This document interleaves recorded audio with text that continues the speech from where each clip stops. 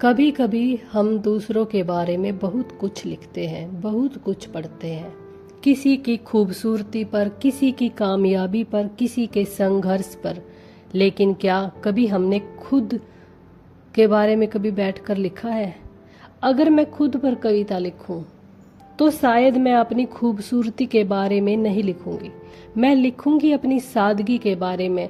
मैं लिखूंगी उन रातों के बारे में जब आंखों में आंसू थे लेकिन चेहरे पर मुस्कान थी। मैं लिखूंगी उन रिश्तों के बारे में जिन्हें निभाते निभाते कई बार खुद को पीछे छोड़ दिया। और शायद सबसे ज़्यादा मैं लिखूंगी अपने माँ बाप के उन संस्कारों के बारे में जो आज भी मेरे साथ चलते हैं। तो मैं एक कहानी सुनाती हूँ, आप ध्यान से सुनना। एक लड़की थी नैना। नैना देखने में बहुत साधारण थी। उसे अपनी खूबसूरती पर कभी घमंड नहीं था। वह अक्सर अपनी सहेलियों को तैयार होते देखती और मुस्कुरा कर कहती, खूबसूरत दिखना अच्छी बात है, लेकिन अच्छा इंसान बनना उससे भी ज़्यादा ज़रूरी है। उसकी सहेलियाँ उससे चिढ़ाती, नैना तुम आज के ज़माने की लड़की होकर इतनी पुरानी सोच क्यों रखती हो? नैना हंस देती, क्योंकि उसे पता था उसकी सोच पुरानी नहीं थी, बस उसके संस्कार गहरे थे। उसके संस्कार क्या थे? उसके माँ बाप के संस्कार। नैना के पिता ने बचपन से उसे एक ही बात सिखाई थी, बेटी जिंदगी में कितनी भी ऊंचाई पर पहुंच जाना, लेकिन अपने व्यवहार को कभी छोटा मत होने देना। और उसकी माँ कहती थी, बेटी किसी का दिल मत दुखाना, लेकिन इसका मतलब यह भी नहीं कि हर बार खुद ही टूटते रहना। नैना ने दोनों बातें अपने दिल में बसा ली थी। वह लोगों की मदद करती थी। किसी को परेशानी होती तो सबसे पहले उसके पास जाती। कोई दुखी होता तो उसे हंसाने की कोशिश करती। लेकिन जब खुद नैना परेशान होती तो कमरे में जाकर चुपचाप आंसू पोंछ लेती, क्योंकि उसने दूसरों को परेशान करना पसंद नहीं था। क्योंकि उसे दूसरों को परेशान करना पसंद नहीं था। उसकी खामोशी के पीछे उसका छिपा दर्द। एक दिन उसकी एक सहेली ने उससे पूछा, तुम हमेशा इतनी खुश कैसे रहती हो? नैना कुछ पल चुप रही, फिर मुस्कुराकर बोली, मैं हमेशा खुश नहीं रहती, बस अपनी परेशानियों को दूसरों की परेशानी नहीं बनाती। सहेली ने कहा, लेकिन कभी तो मन करता होगा कि कोई तुम्हें भी समझे। नैना की आंखें भर आई। उसने धीरे से कहा, हाँ, बहुत बार। फिर वह खिड़की के पास जाकर खड़ी हो गई। बाहर बारिश हो रही थी और उसके मन में बस एक सवाल था, क्या जो इंसान सबको समझता है उसे समझने वाला कोई नहीं होता? फिर उसकी जिंदगी बदली, उसकी समय बीता और उस लड़की नैना की शादी हो गई। एक नया घर, नए रिश्ते, नई जिम्मेदारियां। अब वह सिर्फ बेटी नहीं थी, अब वह किसी की पत्नी थी, किसी के घर की बहू थी।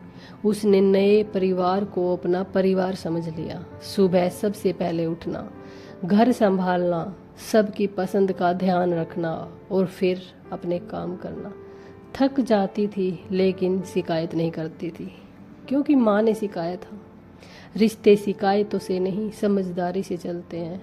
लेकिन नैना यह भी जानती थी, रिश्ते तभी खूबसूरत रहते हैं जब उनमें एक दूसरे की भावनाओं की कद्र हो। तो एक दिन घर में किसी छोटी सी बात पर नैना को बहुत कुछ सुनना पड़ा। वो चुप रही। उसने कोई जवाब नहीं दिया। कमरे में जाकर दरवाजा बंद किया और पहली बार उसे लगा, शायद मैं सच में गलत हूँ। वह आईने के सामने खड़ी हुई, आंखों में आंसू थे।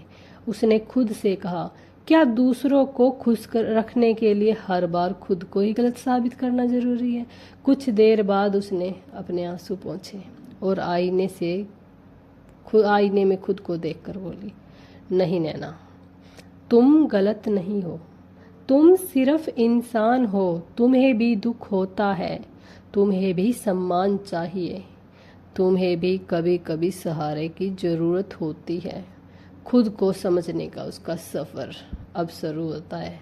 उस दिन नैना ने एक फैसला किया। वह बदलने वाली नहीं थी, लेकिन अब वह खुद को भूल कर जीने वाली भी नहीं थी।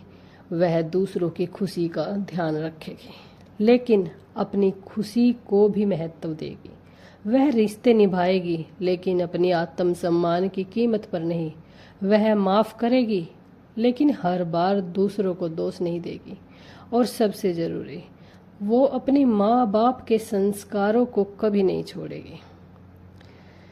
नैना की एक कविता सुनाती हूँ।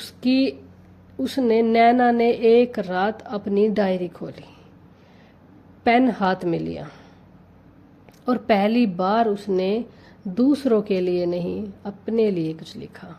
उसने लिखा, अगर मैं खुद पर कविता लिखूं तो लिखूंगी, चेहरे से उतनी सुंदर नहीं, अपनी सादगी से महकती हूँ। दिल साफ है मेरा, मन में जो आए वो बात कहती हूँ। अंदर से भले